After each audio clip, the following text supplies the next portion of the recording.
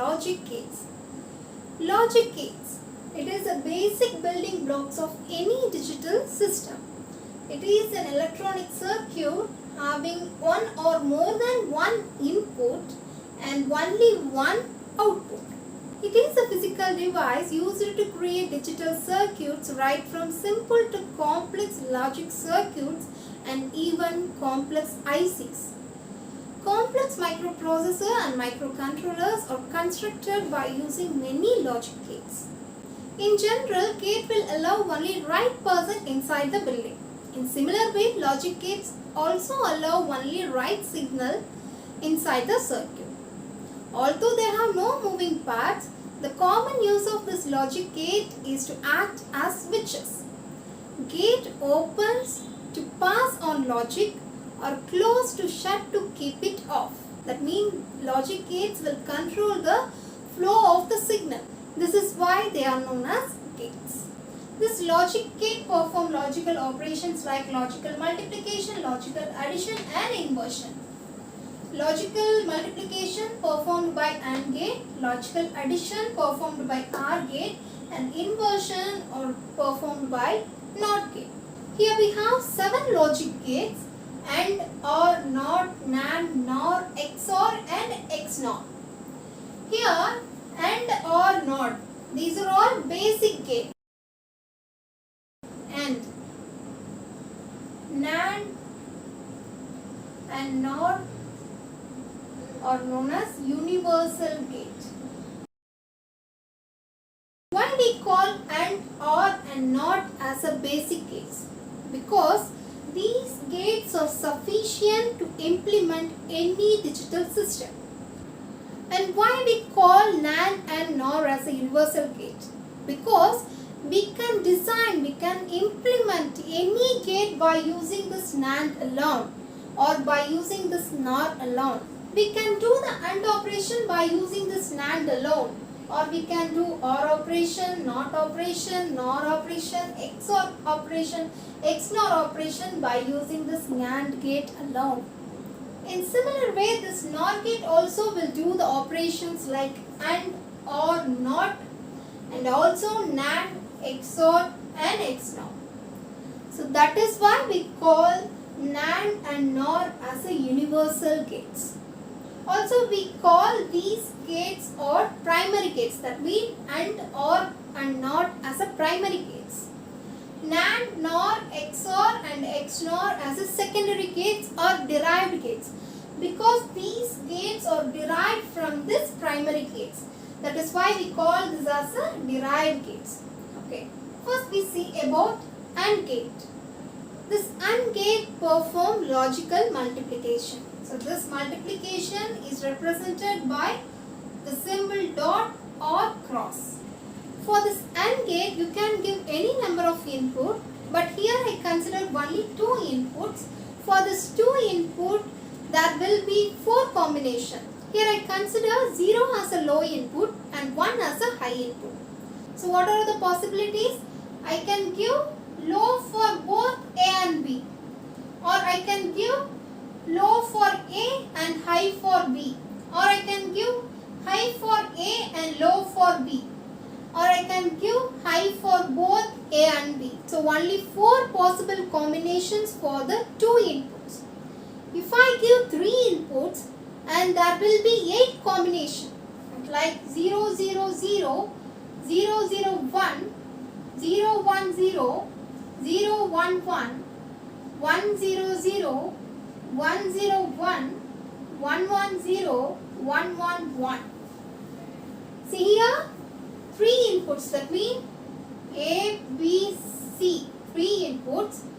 We have 8 possible combinations. Okay, so for 2 inputs, there will be 4 combinations. If you give 4 inputs, then 2 to the power 4, that is 16 possible input combination. So you can calculate the input combination by using 2 to the power n.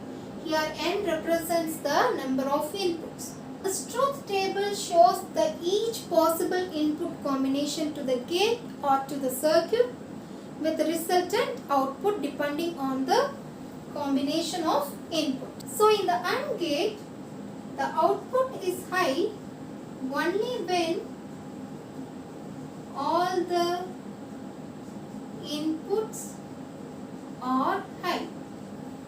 So it will produce the output high only when all inputs are high.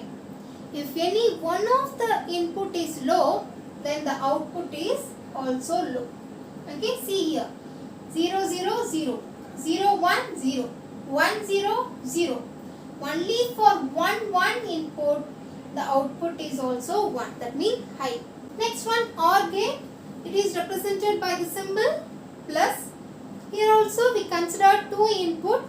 For this 2 input, 4 possible input combination. If I give 0 to both A and B, then output is also 0. If I give 0 to A and 1 to B, then the output is 1. If I give 1 to A and 0 to B, then output is 1. If I give 1 to both A and B, then the output is also 1. So here I can say the output of the OR gate is high if any one of the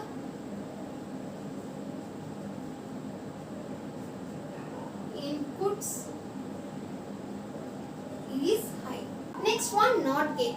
This NOT gate will perform inversion. That means it will invert the input or complement the input. If you give 0, then the output will be 1. If you give 1 as the input, then it will produce the output as 0. So whatever the signal you give, that will invert. And one more thing, you can give only one input to the NOT gate. For other gates, you can give any number of inputs. But for this NOT gate, there is a possibility of only one input. For this one input, there is 2 possibilities. That input should be 0 or 1. So there is 2 possibilities. If you give 0, then output is 1. If you give 1, then output is 0. That means if you give A, that is inverted and produce A bar. A bar means nothing but A complement. Okay, or you can represent like this. Okay, this is also represent A complement. And this bubble represent the inversion. Okay, see here. Here also we have bubble here and here. So these bubbles represent the inversion. For example, if I draw a gate without bubble, then there is no inversion. If I give A, then output is also E. Okay, so only this bubble will represent the NOT gate, that means inversion. This is nothing but buffer gate.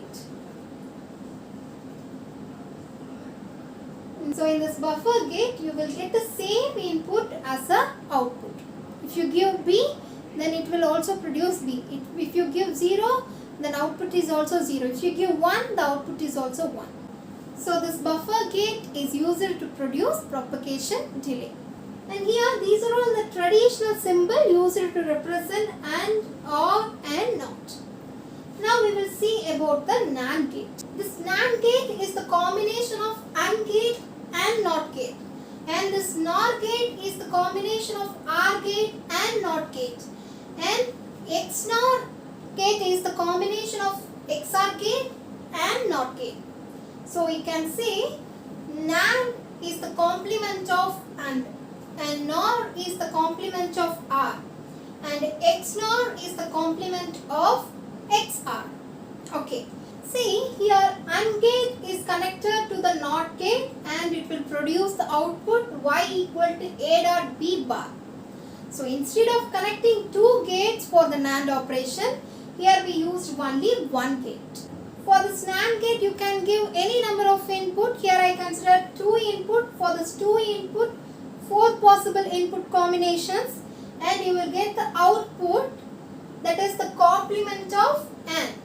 In the AND gate, it will produce the output high only when all the inputs are high. But for this NAND gate, it will produce the output low only when all the inputs are high. Okay? For others, it is low. So for NAND gate, it will produce the output low when all inputs or high. If any one of the input is low, then output is high. Next one, NOR gate. NOR gate is the combination of OR gate and NOT gate. Here OR is connected to the NOT gate. Here also this NOR gate is the opposite of OR gate. In OR gate, it produces the output high if any one of the inputs is high. In contrast, in NOR gate, it will produce the output low if any one of the inputs is high. If any one of the input is high, then it will produce the output low. For others, the output is high.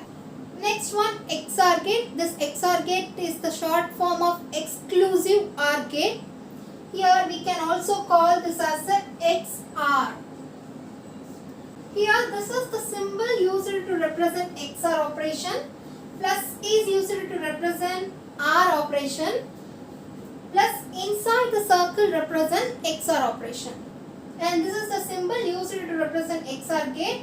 Here A and B are the input. So Y equal to A XOR B.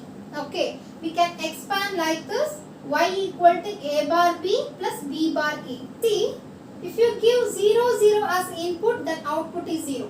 If you give 0, 1 as an input, then output is 1. If you give 1, 0 as an input, then output is 1. If you give 1, 1 as an input, then output is 0. So here you can say it will produce the output 1. That means it will produce the output high. Only we have odd number of 1, odd number of high.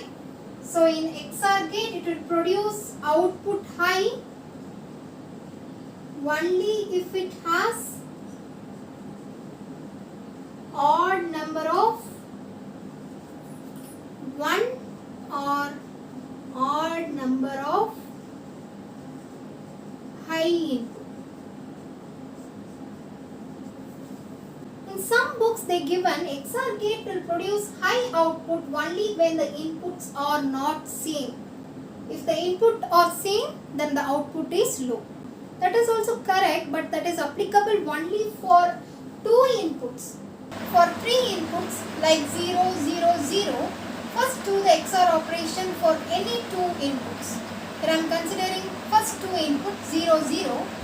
First do the XOR operation for this 0, 0. Here the inputs are same. So the result is 0. Now do the XOR operation for this result and the third input. So what is that 0, 0? Again 0, 0. These are same inputs. So the output is 0. Now take 1, 1, 1. First do the XOR operation for this 1, 1. What is the result? Here also inputs are same. So the result is 0. Now do the XOR operation for the 0 and 1. What is the output? 0 and 1 are not same. So the output is 1. Okay, like that you have to apply the procedure for any number of input. If you have a 4 input or 5 input, just follow this procedure. If you have 4 inputs like 0, 0, 0, 0, first do the XOR operation for any 2 bits.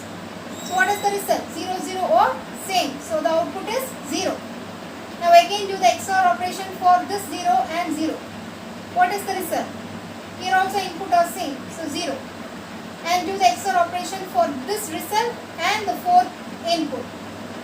0, 0, that is equal to 0. So this is the actual procedure. Either you can follow this one or simply you just remember high only if it has odd number of ones or odd number of high inputs. Next one, XNOR gate. XNOR is the complement of XOR gate. So that's why I have written A XNOR B complement. Or you can also represent XNOR by using this symbol. Here inside the circle dot is represented. That is called XNOR operation. So as I said, it is the complement of XOR. So here it will produce the output low only if it has odd number of ones or odd number of high inputs. Otherwise high. Okay. So XOR gate will produce low output only if it has odd number of ones or odd number of high input. Okay, just opposite to the XOR gate. Here you can expand the XNOR by A bar B plus B bar A complement. I will repeat, for AND gate, output is high only when all the inputs are high, otherwise low. And for OR gate, the output is high if any one of the inputs is high, otherwise low. NOT gate, it will do the inversion. If you give 0, then output is 1. If you give 1, then output is 0. Okay. Next, NAND gate. So NAND gate, the output is low when all inputs are high, otherwise high. In NOR gate, the output is low if any one of the inputs is high, otherwise high. For XOR gate, the output is high only if it has odd number of ones or odd number of high inputs. For XNOR gate, the output is low only if it has odd number of ones or odd number of high inputs, otherwise high. So here just note down this point, you need not to bother about the number of inputs. Even if you are giving 4 inputs, 5 inputs, 3 inputs, it will work on the same logic. Even if you are giving 100 inputs to the AND gate, it will work based on this logic. That means it will produce the output high only when the 100 inputs are high. Okay. In similar way, the NAND gate will produce the output low only when all inputs are high. That means that 100 inputs are high, then the NAND gate will produce low. For others, the output is high. So don't bother about the input, just use the same logic for any number of inputs. That's all about the introduction of logic gate. Next class we will discuss another topic. Thanks for watching this video. If you like this video, subscribe my channel, click the like button and share this to your friends.